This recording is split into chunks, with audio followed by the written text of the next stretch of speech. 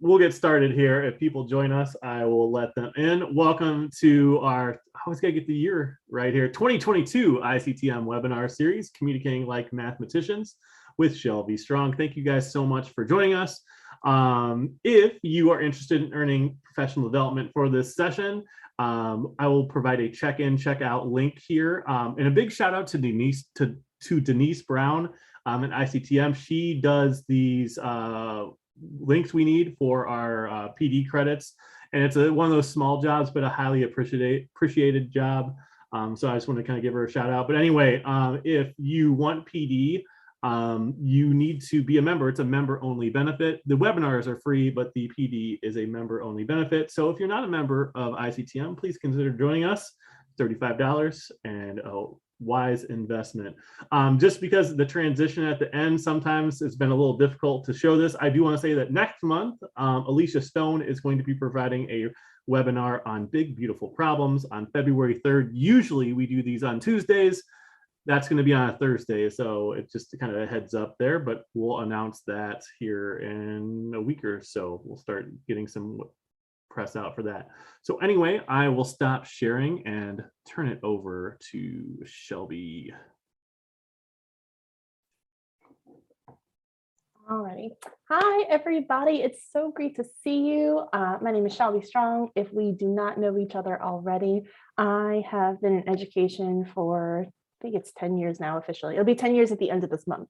So one thing that I want to make sure that I am super clear about upfront, talking with some teacher friends of mine, is that I will admit that I have not been teaching during the pandemic in a classroom. I've had some other connections through education, but I just want to be upfront about the fact that some of the things that I'm going to be talking about here, I've done in my classroom. I can't say that I've done them in a full-scale pandemic classroom and remote learning. I've done them in small group remote learning. And I think that it's really important for me that I'm clear about that upfront, because I don't want anyone walking away from either this live session or from the recording thinking, well, you know, she doesn't know the challenges of remote learning, because it's true, I don't. And I want to be really clear about the fact that my expertise is limited to my expertise, and that I hope that something meaningful comes out of this time together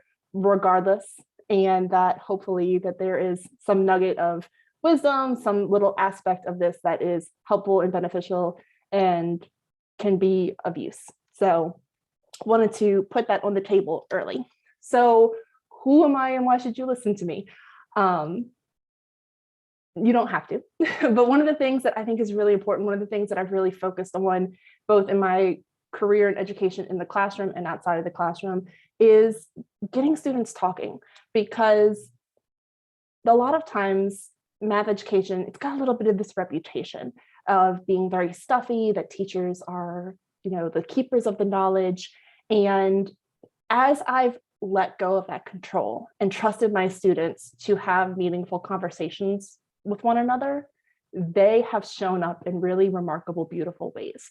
And so some of our goals for today are talking about why we should be prioritizing student communication in the classroom, looking at some of the misconceptions and the myths around letting students have that control, a little bit of practicing what we preach and giving you a glimpse into what my classroom looked like as I did these activities, and some resources for doing this well.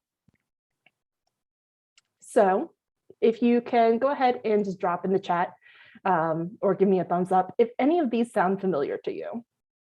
This is too advanced for my students. I'm not really a math person. This isn't some class that's not math class. The math vocabulary is too technical or too difficult, or just not having time to implement stuff in the classroom. Seeing some thumbs up, seeing some nods. Yep. So hopefully we'll address some of these during our time together. But one of the things that I think, something that has been really important to me lately, is looking at what the research says. And so I actually found this really great study the other day where we were looking at kind of what effect does this have? Oh, Kristen says the last one, especially right now, the mental space to implement something new. Oh my gosh, yes, just this year has been so much more exhausting, I think, than any of us have anticipated. And feeling like, oh my gosh, there's another thing that I have to do. But hopefully at the end of our time together, we'll talk about some ways to kind of either one, look at how this is something that you're already doing, or two, let go of some of those things that we think we have to do to make space for something that's more beneficial for students. Because what we've seen is that when students are expected to explain and justify their thinking, they develop so much more understanding. And if we believe that our math classroom is supposed to be a place where we are creating mathematicians, then developing that understanding is so much more important than anything else we do in our classroom. Developing the understanding and making sure students feel safe and secure and welcome have to be our top two priorities. So when we look at these standards for mathematical practice, I know that some states, including my state of Louisiana, have moved away from the Common Core standards, but these standards for math practice are really just good teaching. So if our goal is to create mathematicians, then our students need to practice the good habits of mathematicians. So in particular, what we see is that increasing student discourse really helps support the first, third, and sixth mathematical practices, because students are having an opportunity to really live by these principles that we're expecting. So in order to do that, we have to create opportunities for conversation. These discussions need to be deliberately and regularly planned, because great conversations, I put don't here, but I'm going to amend this. They rarely happen by accident. And so we do this through open-ended tasks, through things like notice and wonder, number talks, estimation 180, numberless word problems, debate math, which I'm going to talk about a little bit later, and really de-emphasizing correct answers and putting more emphasis on process and on critical thinking and on communicating our ideas. So looking at one of the complaints I see the most, talking with a lot of teachers, this is too advanced for my students. This has been a particular issue this year with a lot of folks who feel as though students aren't coming in with the prerequisite knowledge from past years, and that because of a lot of the so-called interrupted learning, that there's a lot of feelings that students aren't where they need to be. So we can't do tasks that involve communication because they don't have what they need. So I'm going to leave this quote up here. I'll give you a chance to read it. And then if there's a word or a phrase that stands out to you, if you would pop that into the chat for me.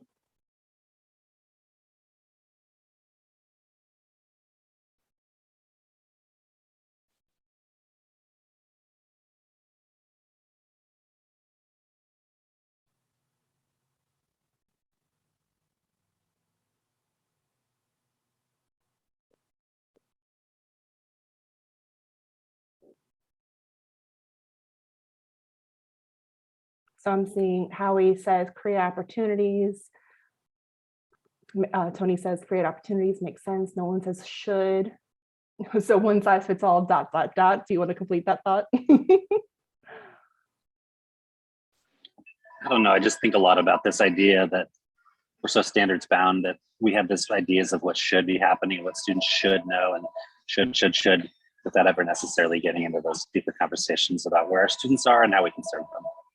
Yeah, and maybe where students could be a reframing of that. And instead of thinking about, oh, they're behind, oh, they're not where they need to be, well, where are they? And what can we do about that? I love that, Nolan.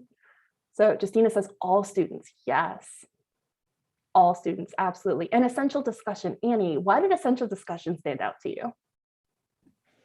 Well, it's kind of like what you're starting here, right? It's like this need to come together and talk about this, and not just sort of revert back to what we think we know or what we should do, like Nolan said, but just kind of have that conversation and that discussion. Yeah, and so this quote actually comes from Evelyn Jermaine McCarthy's version of the Bringing the NCTM Standards to Life. And I was actually very fortunate because I was at the University of New Orleans when she was there. So I got a chance to learn from her and grow with her. And one of the things that she would say quite a bit that I 100% believe is that our students can achieve what we believe they are capable of achieving. And so a lot of this, conversation, a lot of this belief structure, it really starts with us. So before we get into some more things, we're actually going to take a math break. And in order to do that, I'm going to jump over to our Jamboard. So let me know if it's showing the Jamboard, because I tried this earlier. Okay, sweet. Thank you, Nolan, for the thumbs up. So what I'm going to do is I'm just going to record some of your thoughts if you want to come off mute or if you want to pop them into the chat. And let's think about how many staples we see in a single strip.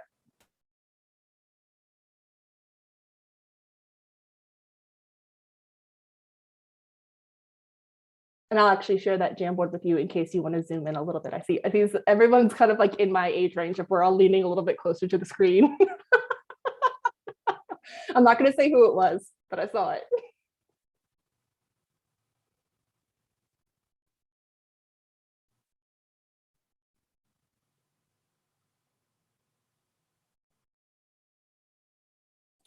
I think we need access. Oh, that would be really important, wouldn't it? That's okay, though. Teachers never have technical difficulties that occur during the middle of a lesson. So this is completely uncharted territory for everyone who is with us right now. All right, permissions are updated.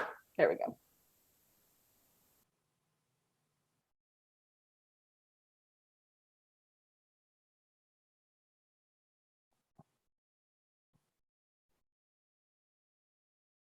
I see some of y'all trying to count. I'm going to remind you that this is called estimation 180. I see you, busted. Do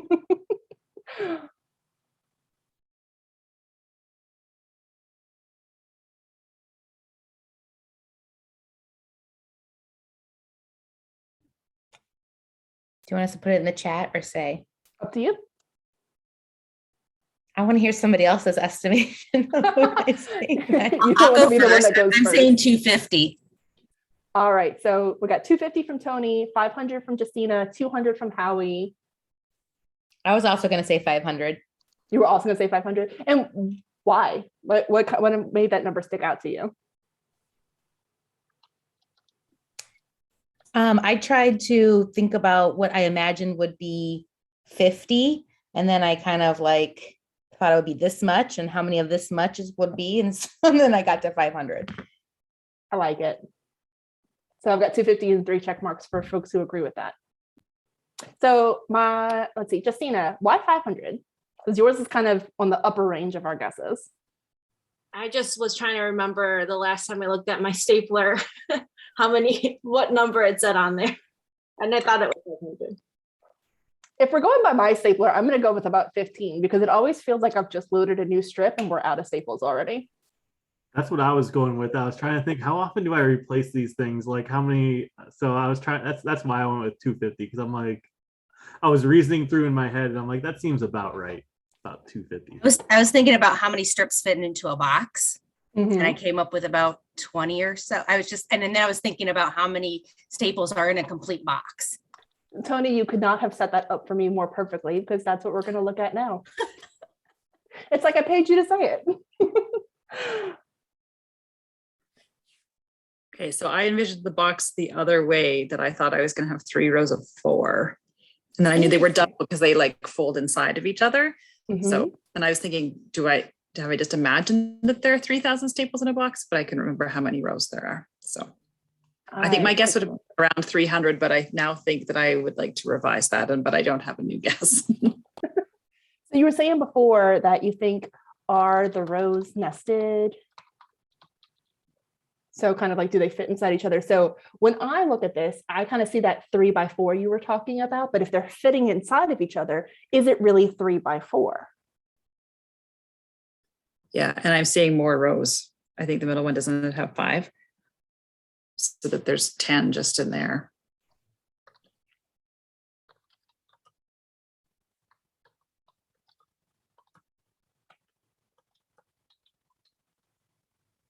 Okay. And I'm going to leave space for one more thought about how many we have. So now it's the question of not only how many staples come in the box, but how many strips come in the box.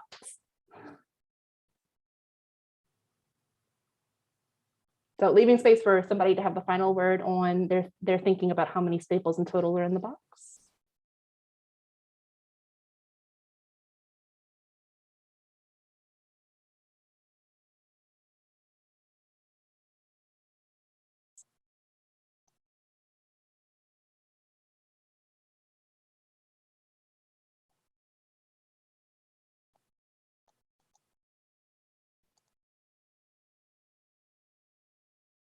Oh, I'm real patient. I have no problem waiting for an answer.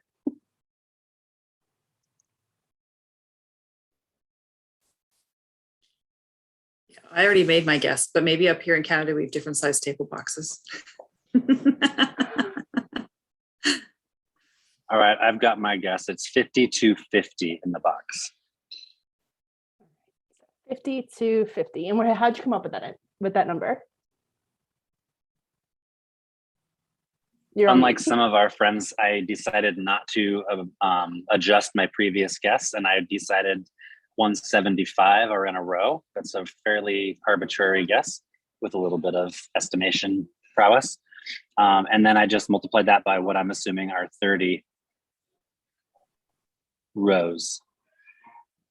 And so 5250 feels like a weird number to be in a box, but I'm going with it anyway. I support you. Thanks. All right. So I actually don't have answers for you on this because the answers aren't the point. And that's going to make so many people uncomfortable both right now and watching this later, because really that's kind of the goal of this stuff, is not really the answer, it's in the conversation.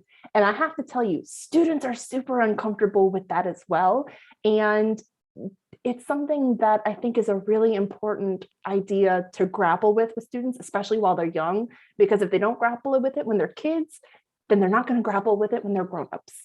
And so this idea that sometimes there are things that are unresolved, or that sometimes we just kind of have to go through the process and we don't have a really clear answer at the end, the more opportunities we give kids to work through that, I think it leads to better adults. So looking at our next misconception, it's this idea that math vocabulary is too technical and too difficult.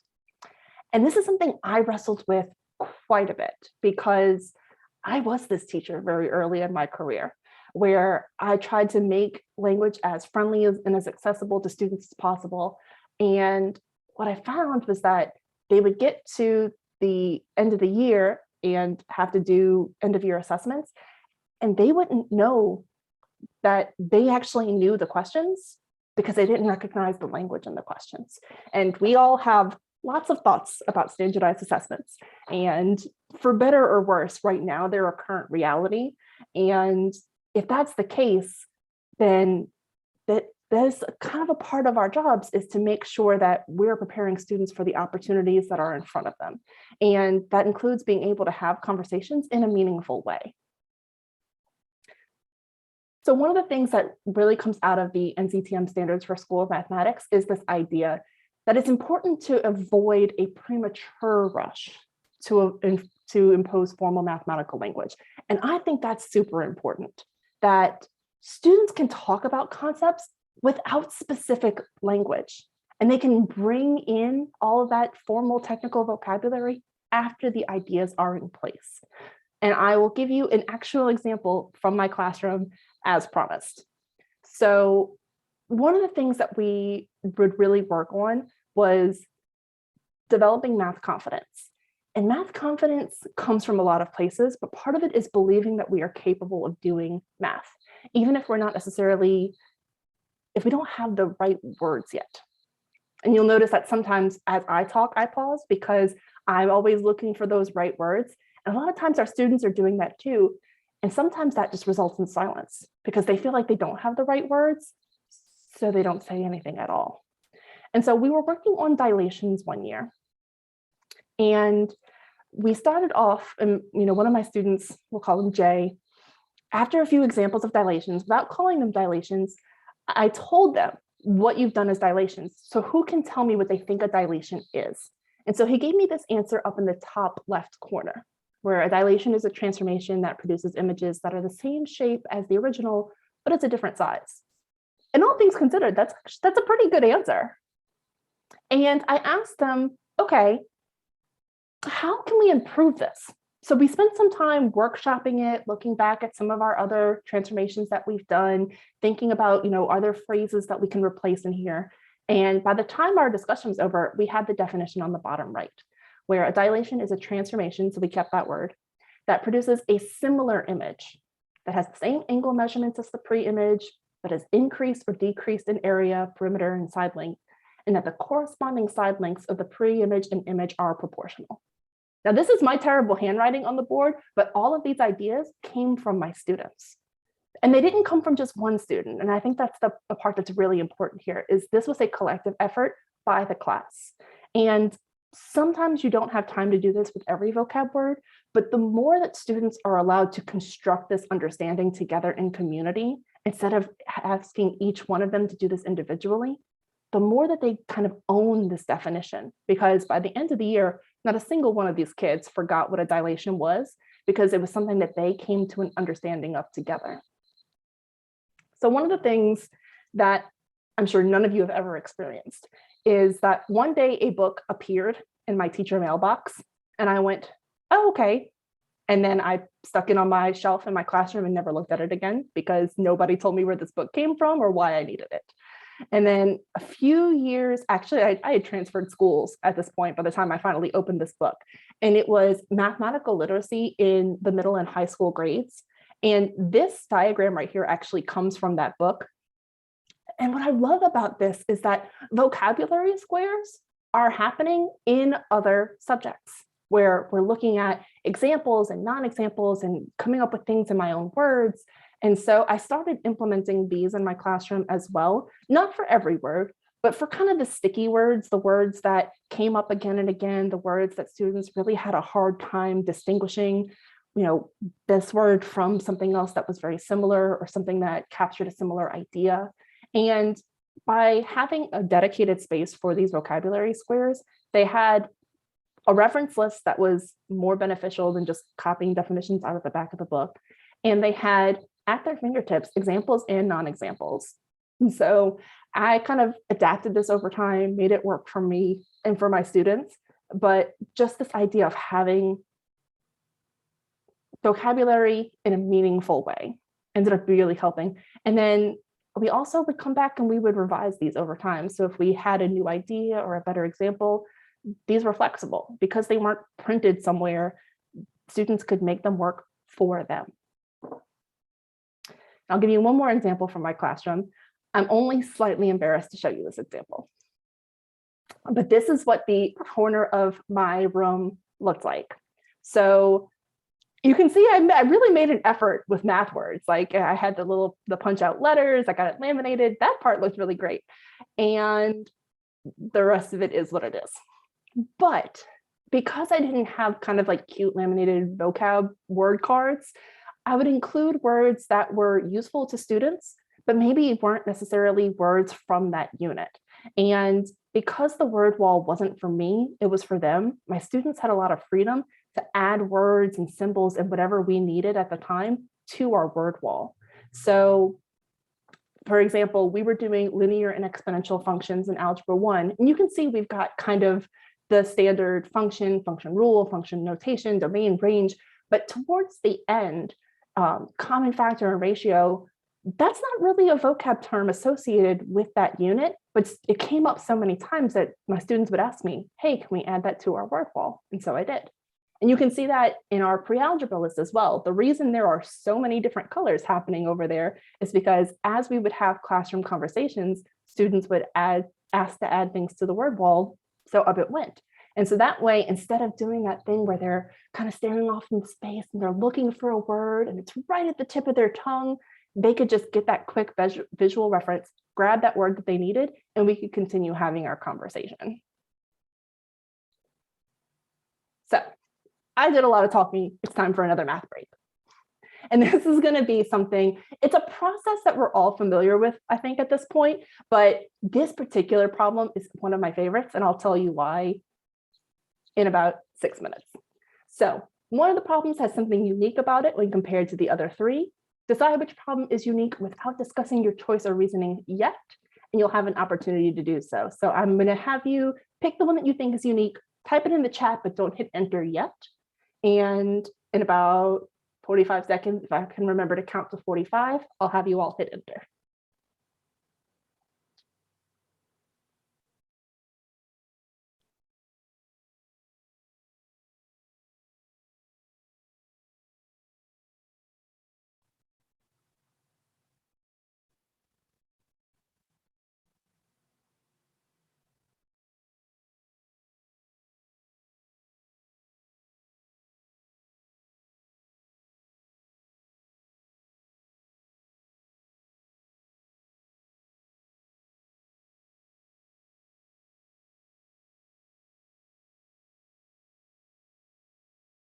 And if you have your answer, bonus challenge, see if you can find an answer for a reason for another answer.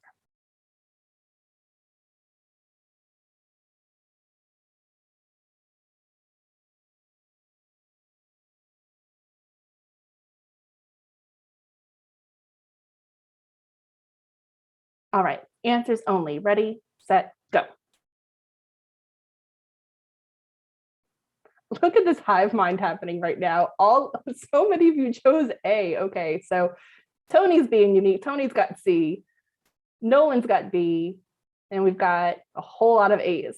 So Annie, I saw your name first, so I'm picking on you. Why'd you choose A?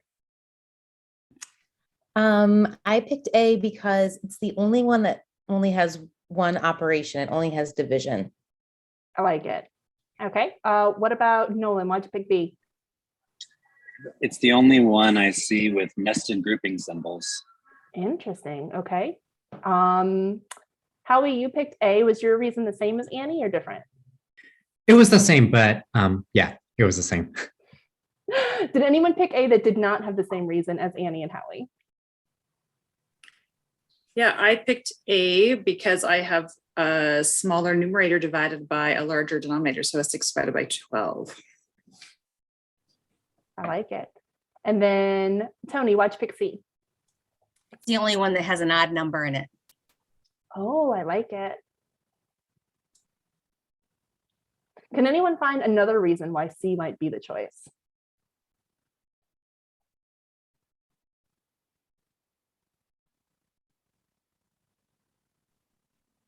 Because we're creating a 6, there's not a 6 given, the 2 times 3.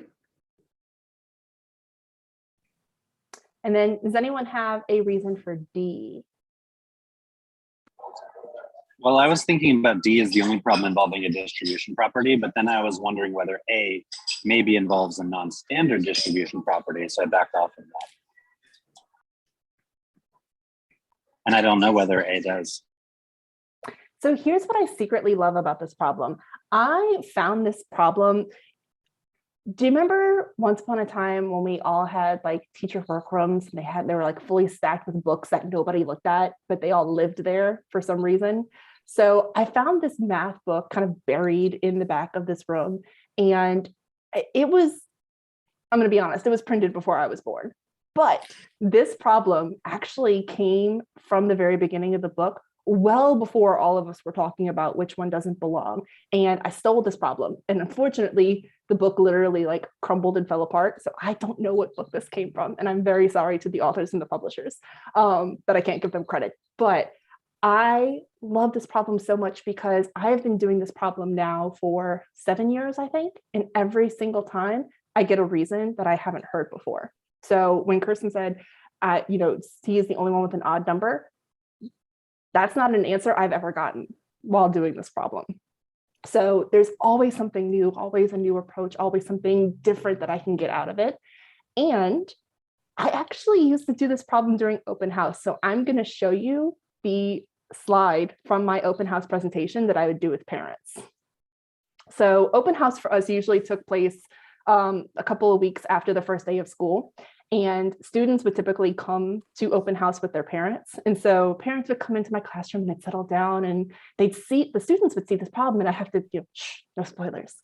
And, the parents would always kind of be chit-chatting with each other. And then I'd start and I'd go, okay, who's got an answer for me?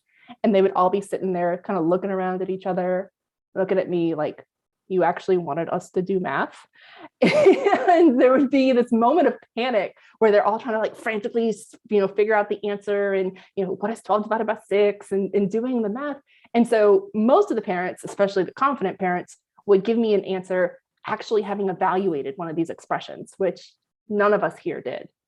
And I would be like, okay, does someone have another answer? And there would be confusion on that parent's face, like, why would I be asking for another answer? And then someone would kind of like, slowly put their hand up and, they would give me an answer.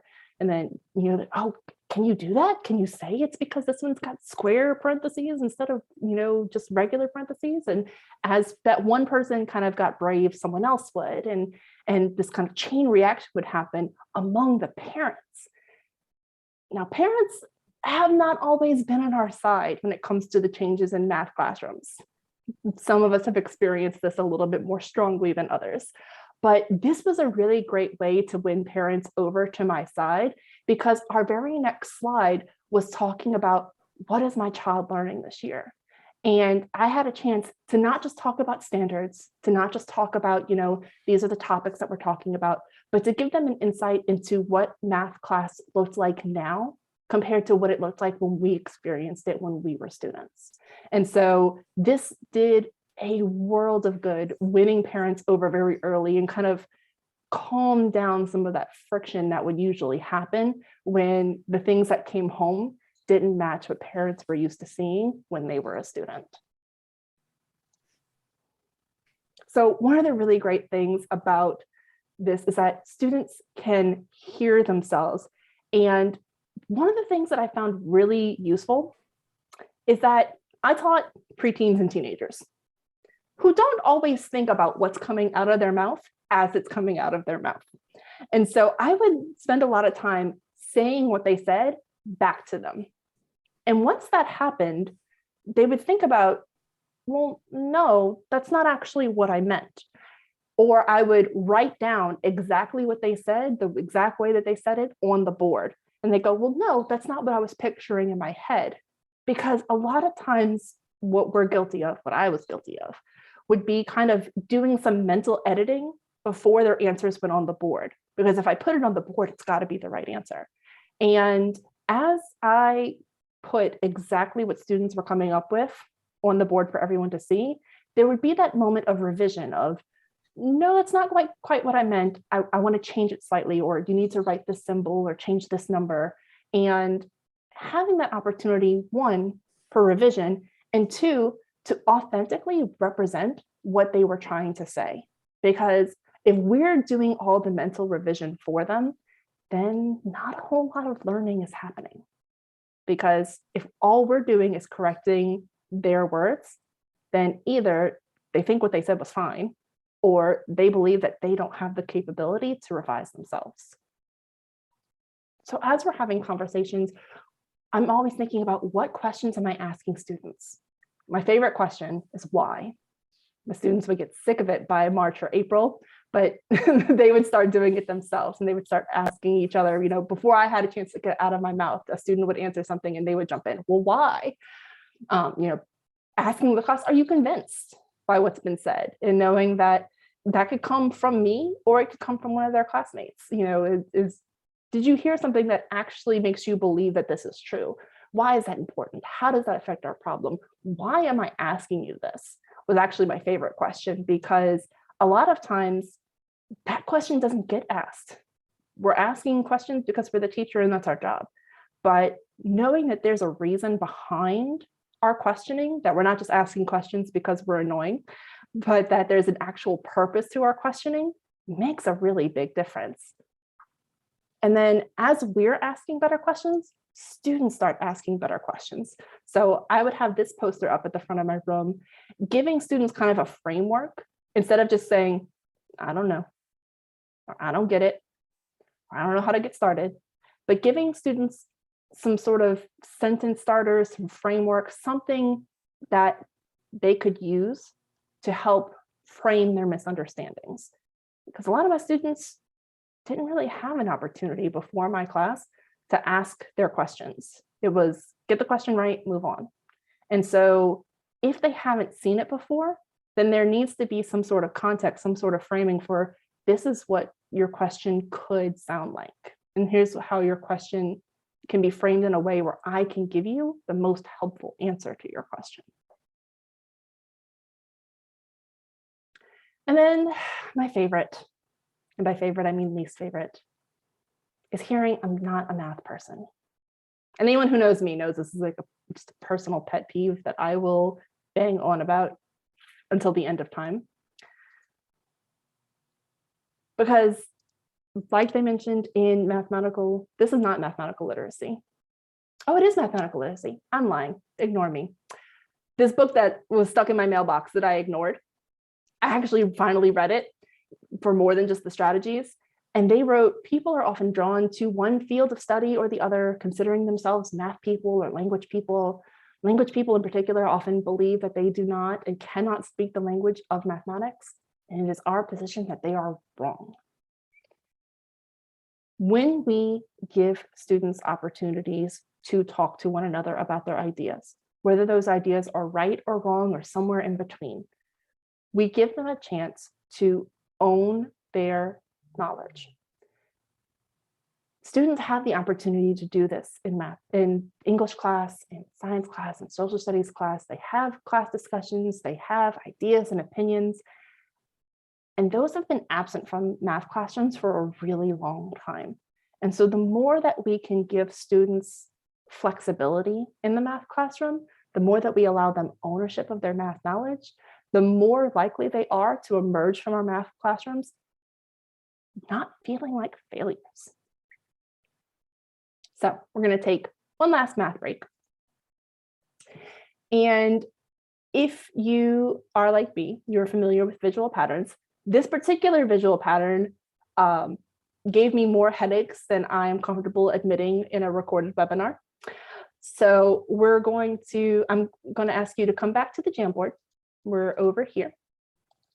And I'm also going to give you, Annie, you're going to love this, a Desmos link.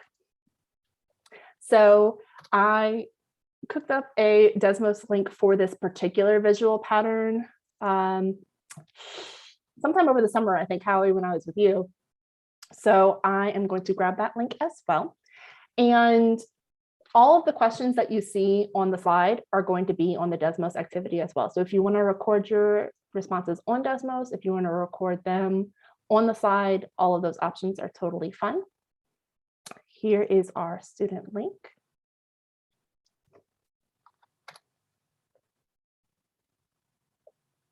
And I would just love to see kind of, how you see the pattern growing, where you see new circles being added as you move through the cases. What would the 10th case look like? How many circles would be in the 100th case? So while you are doing that, I am going to turn on the anonymized feature on Desmos and have that up on the board.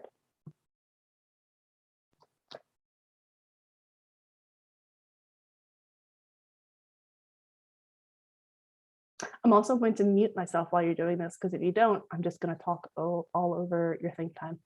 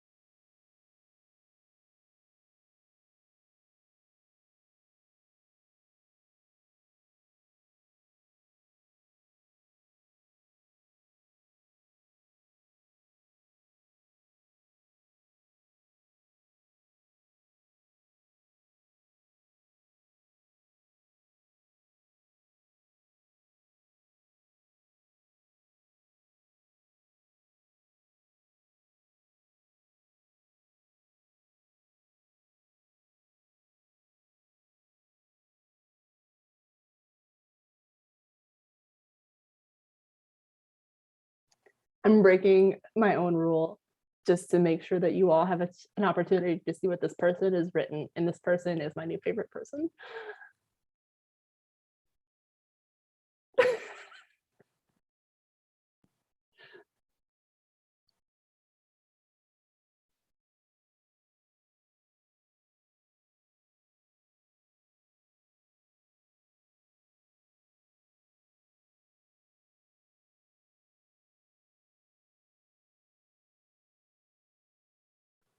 Nice.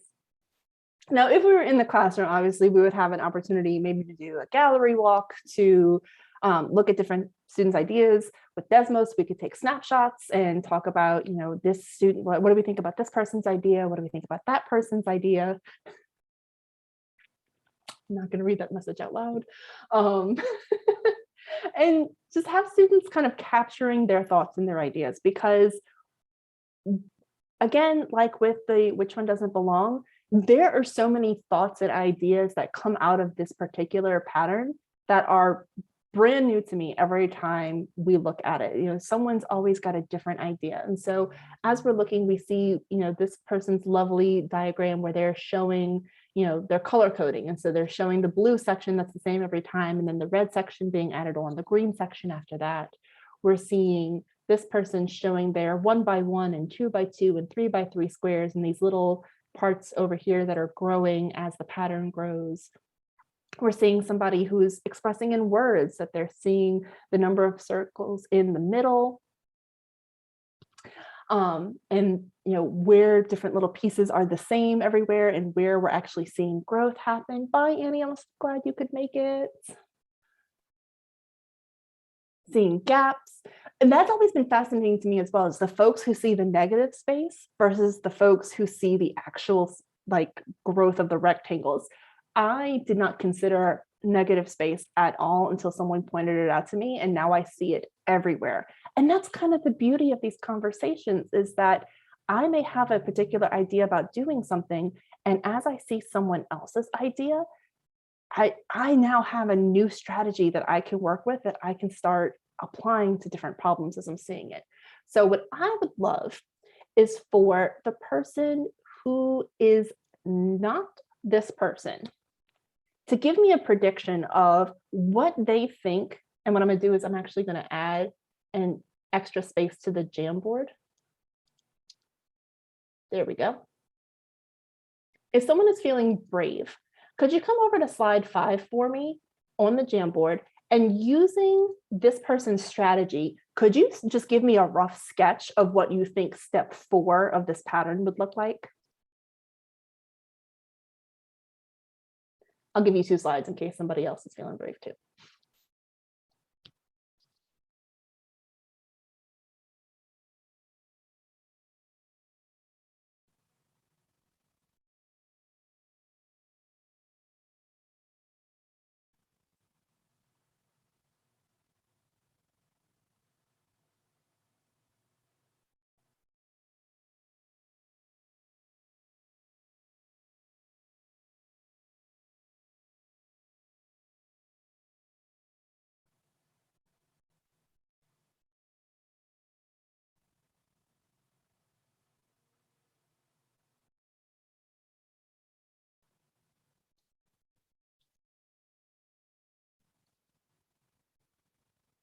Everybody's waiting for somebody else to be the first.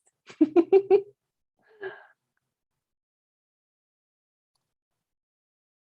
you're not sure how to draw it, but you can communicate it, that's fine as well.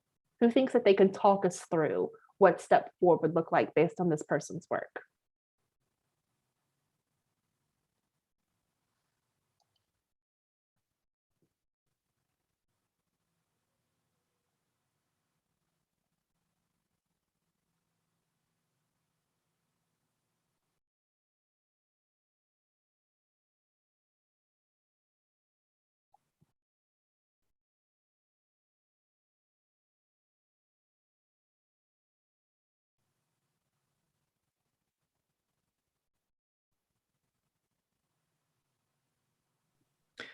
So it would be a 9x9 square, and then chop off a lot of things.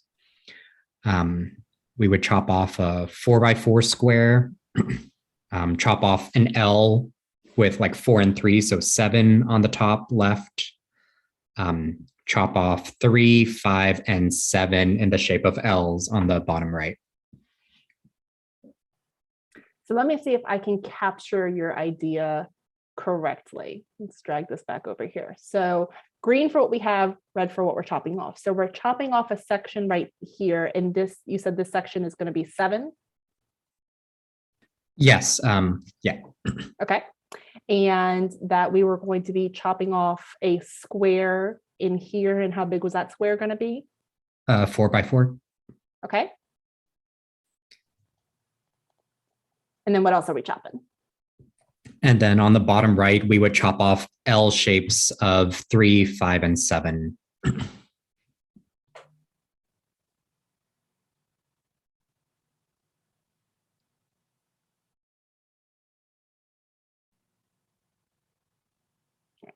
So does my drawing capture your idea, Howie? Yes. All right. And now the person who originally drew this in Desmos, do you feel like Howie did a great job of capturing your idea? Yes. All right. Yeah, I got too enchanted by the expressions, but yes, he probably did a better job explaining it than I was thinking it. So good. Do you mind saying a little bit more about what you mean about being enchanted by the expressions?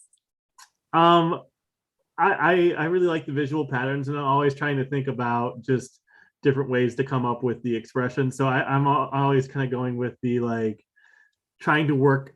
I don't know. This is really good for this session. I'm trying to think of the words. I'm trying to use my words right now.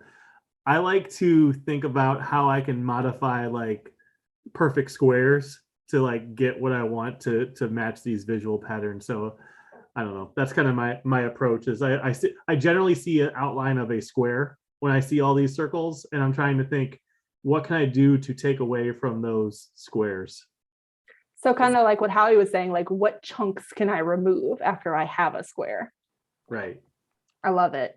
And actually, that idea is something that we talked about quite a bit when we were looking at this in another group, where we talked about not only how can I represent what's there, but how can I come up with expressions that accurately capture my thinking. And so we had some folks who just talked about what was there, what you can see in the middle here in these nice, lovely Mardi Gras colors, where we had the 2x squareds, the 2x and the 3. And then we had some folks who were doing what you were talking about, where we have these, in the top right corner in our nice little citrus colors, where we talked about, I have a 2x2 square and what's coming out. I have a 3x3 square and what's coming out. Or even down here in the bottom, where we looked at these nice, lovely, these black dots representing our negative space. And having an opportunity to see, although we approach this idea differently, what's similar about our approaches? How can these expressions, and this is a really great conversation to have, particularly in an Algebra 1 class when we're talking about equivalent expressions, how can we transform the different expressions that represent all of our different thinking and prove that even though we have different approaches, that all of these expressions represent the same value? So you've seen me model this quite a bit during the session. Wait time is the absolute most important tool in our toolkit that we have, because it de-emphasizes that student whose hand is always the first one in the air. I'm not going to lie, that kid was me. And gives a chance for people to realize that math isn't about being fast. It's about deep thinking. And the more efforts that we can make to de-emphasize speed in our classrooms, the more welcome students feel to be part of the conversation, because a lot of really great thinking happens over time. It doesn't always happen immediately. So giving that 60 seconds, or if you're me, that 45 seconds, if you can remember to count to 45, but just that space of, I don't have to fill this silence. I can wait for an idea to come up, and it doesn't have to be the first idea that comes up. It's so uncomfortable. I'm not going to lie to you. I'm sure that I looked cool and calm and collected, but I was freaking out every single time there was an awkward pause. But it's so important to realize that, like, sometimes it's not about taking up every inch of airtime, and that what feels to us like, dull, dead silence is really important thinking time. And if we're chattering away during that thinking time, we are stepping on every opportunity kids have to just be in the moment and think. So what happens when that happens? When it is just, silent, nobody's talking, or that one kid who's never participating? This is something as an extrovert I had to consciously learn, is that some students may be just shy, some students are just introverted. They don't want to share out. And so the more that we can create a positive classroom culture where failure is an option, that helps those students who are worried about speaking out because they don't want to be seen as stupid. But sometimes students just don't want to contribute out loud, and that's okay. And we have to be okay with that being okay, that students can share their brilliance with us and with one another in a lot of different ways. So whether that's, you know, an in-class mailbox or a post at parking lot when we're in person, if that's an online app when we're not, or even when we are in person and we just need a place to gather thoughts. So some of these different apps I have listed here are great. Even for, you know, the in-between times, the students can access it from a phone. If there's time to get on the computer in class, some place where students can stick their thoughts and know that they're going to be seen by someone, whether that's with their name attached or not. The other last thing that I want to leave you with is this idea that I find whiteboards to be really important in the classroom. And we were actually talking about this before everybody kind of jumped in earlier. Giving students a space to write out their thinking without having to commit to their thinking. I found so many students who were terrified by the thoughts of their mistakes living on forever. And as much as I, you know, talk about failure as an option and mistakes are super critical and important to learning, I've got 1 year with kids. And that 1 year is actually 9 months. And that 9 months might actually be 6 months. And if we're in a pandemic, it might be like 4 months. And so I cannot undo every single aspect that a kid is coming into my classroom with. So I'm going to take my wins where I can get them. And so if that means that that kid needs a place to erase it, and so no one ever has any evidence that they were wrong, I'm going to give that to them, because that means that maybe next time they're a little bit more okay with capturing the wrong thinking and how it led to the right thinking. Tony says, with the young ones, something as simple as a turn and talk. They might be more comfortable sharing with a classmate. Yes, 100%. And not only that, their class might be like, hey, Julie over here had a great idea. I want you to hear what they said. And maybe if they're not confident, they have a partner who is willing to kind of like give them that glow and pump them up, be like, yeah, you absolutely know what you're talking about. And I want to make sure everybody else has a chance to hear it too. So one, it gives that kid who has to be heard by someone a chance to be heard. And two, it really just kind of contributes to that positive classroom culture we were talking about, because none of this exists without students feeling like they're in a place that is safe to contribute and where it's safe to voice their ideas, even their messy, half-baked ideas. I 100% love whiteboards for messy thinking, because I remember being in school and our teacher would talk about like, oh, okay, just draw a line through the word that you got wrong or the mistake that you made. And I could not live with that one single line through my mistake. Like I had to scribble every inch. I did not want you to have any evidence whatsoever that I spelled a word wrong, that I made a math error. I did not need you knowing that I thought 2 + 4 was 7 for even 1 second. I hid every evidence of my mistakes. And I kind of do that still now. So it's a work in progress for our perfectionist kids. But this gives students an opportunity to kind of workshop their thoughts. And then once they have something that they're comfortable with, then it can get transferred to the notebook, the Google Doc, whatever the case may be. So workshopping, I think, is super important. And if you're broke like me, one thing that I would always ask for every year would be just plastic sheet protectors and cardstock. And you might notice that little black flopped over thing is a piece of felt. I had a student one year whose parent worked at a fabric store, and they brought me an enormous thing of felt cut into really convenient squares. The best whiteboard erasers I've ever used in my entire life. Like I stopped spending money on the really fancy ones at the store because that little square of felt got me through some really hard times. And then I could spray my whiteboard cleaner on it and it kind of soaked it up really nicely. Felt, trust me, it's the best. So closing thoughts, because we are closing in on our time and I want to respect your time. Oh, pajama, yes. Leftover fabric from sewing projects, A+. And then parents feel like they can contribute, even if they don't have to go buy something, to be giving something meaningful to your classroom.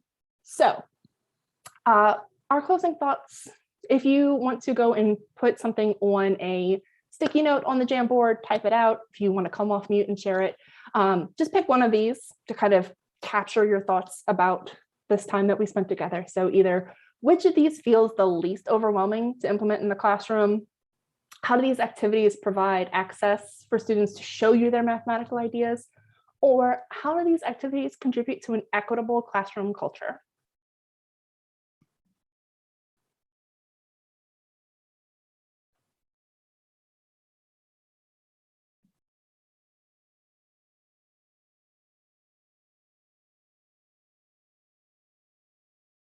I feel like we see which one doesn't belong a lot of times with pictures or with diagrams. And I don't see that many with expressions. And so when I come across them, I grab them any chance that I can.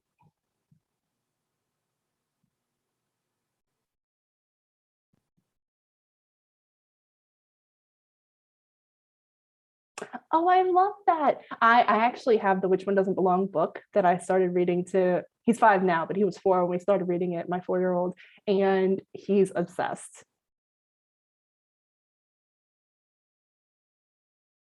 Least overwhelming, wait time and whiteboards. Yes.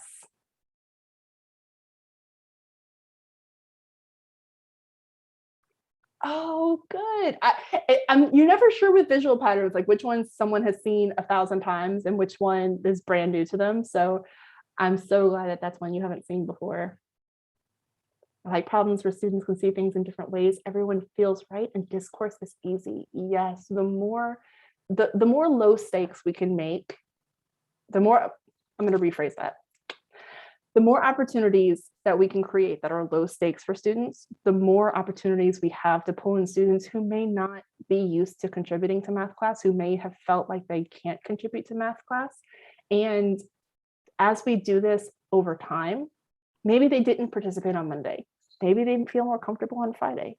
Maybe they weren't participating in August, but they feel more comfortable in October. And so this has to be a regular routine. And maybe it replaces something that is not giving this opportunity. Maybe, those time tests aren't as valuable a use of time as these 10-minute conversations, because they don't have to be longer than 10 minutes, especially if they're warm-ups.